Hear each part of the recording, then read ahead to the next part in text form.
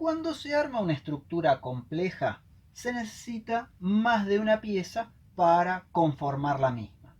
De modo que, de alguna manera, se deben unir las distintas piezas entre sí para lograr conseguir la estructura deseada.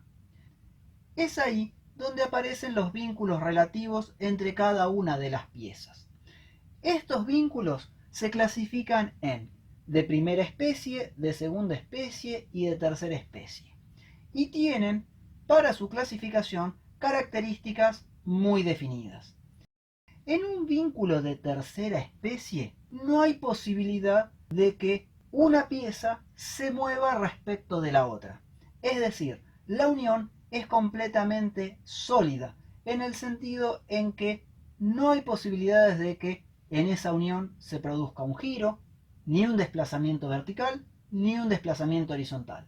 Sería como una soldadura, por ejemplo, entre dos piezas metálicas. Una no puede moverse respecto de la otra y ahora el conjunto se comporta tal cual como si fuera una única pieza. O por ejemplo, tenemos dos maderas que han sido convenientemente encoladas y atornilladas, de modo que no se puede desplazar una respecto de la otra y tampoco puede girar una respecto de la otra. Entonces, en un vínculo de tercera especie, es como si nosotros tuviéramos una única pieza, a pesar de que hay dos o más que están unidas entre sí. Es decir, esa unión es capaz de soportar cualquier solicitación de momento o de fuerza, sea en la dirección horizontal o sea en la dirección vertical. Por eso, esta categoría la vamos a considerar como que las dos piezas forman una pieza única desde el punto de vista estático, porque en la frontera entre una pieza y la otra no hay posibilidad de que se produzca ningún tipo de movimiento. Pasemos ahora a los vínculos de segunda especie, que estos son los más importantes y obviamente también los más utilizados. Aquí tenemos los tres vínculos relativos de segunda especie. En primer término tenemos la rótula o articulación, que es un mecanismo que permite el giro o rotación relativa de una chapa respecto de la otra, pero impide los dos desplazamientos, sea a lo largo del eje principal de las barras o en forma transversal. Con lo cual, este mecanismo, como se ve aquí, permite la rotación o giro y no es capaz de soportar momento, ya que el momento es la magnitud estática que se corresponde con el giro. Sin embargo, este mecanismo es perfectamente capaz de soportar fuerzas en esta dirección y en esta, ya que no permite el desplazamiento relativo de una barra respecto de la otra en esas direcciones. En segundo lugar, tenemos aquí un mecanismo de bielas, que, como se puede apreciar, permite el desplazamiento transversal, pero impide el desplazamiento longitudinal y la rotación. En este caso de la derecha, tenemos al mecanismo una vez accionado. Y obviamente no puede soportar fuerzas en esta dirección, ya que permite el movimiento relativo de esta chapa respecto de esta. Pero es capaz de soportar esfuerzos en esta dirección porque una chapa no puede acercarse a la otra o alejarse en forma relativa. Y tampoco pueden girar las chapas una respecto de la otra. En tercer lugar, tenemos este mecanismo de bielas que funciona de manera muy parecida a la anterior, pero esta vez permitiendo el movimiento a lo largo del eje de las barras. Como se ve aquí, las barras se pueden alejar o eventualmente acercar, pero no pueden girar una respecto de la otra y no pueden desplazarse transversalmente. Es decir, que este mecanismo no es capaz de soportar una fuerza a lo largo del eje de las barras, pero sí es capaz de soportarla en la dirección transversal y obviamente la rotación o giro relativo entre ambas chapas que está prohibido. Es decir, este mecanismo soporta momento y fuerzas transversales, pero no soporta fuerzas a lo largo del eje de las barras. Estos mecanismos son los más útiles para vincular chapas entre sí, y lograr construir estructuras, como veremos más adelante, del tipo isostático. Los vínculos relativos de primera especie son estos tres que están aquí. Y estos vínculos, en comparación con los de segunda especie, permiten dos tipos de movimiento, impidiendo únicamente uno.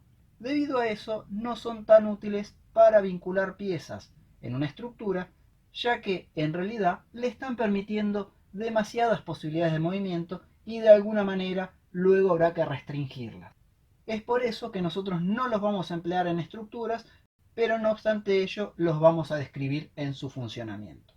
En primer término tenemos este mecanismo que parece muy similar a uno de segunda especie, pero esta vez hay una única biela. En este caso lo que ocurre es que la rotación o giro está permitida, lo mismo que el desplazamiento a lo largo del eje principal de las barras.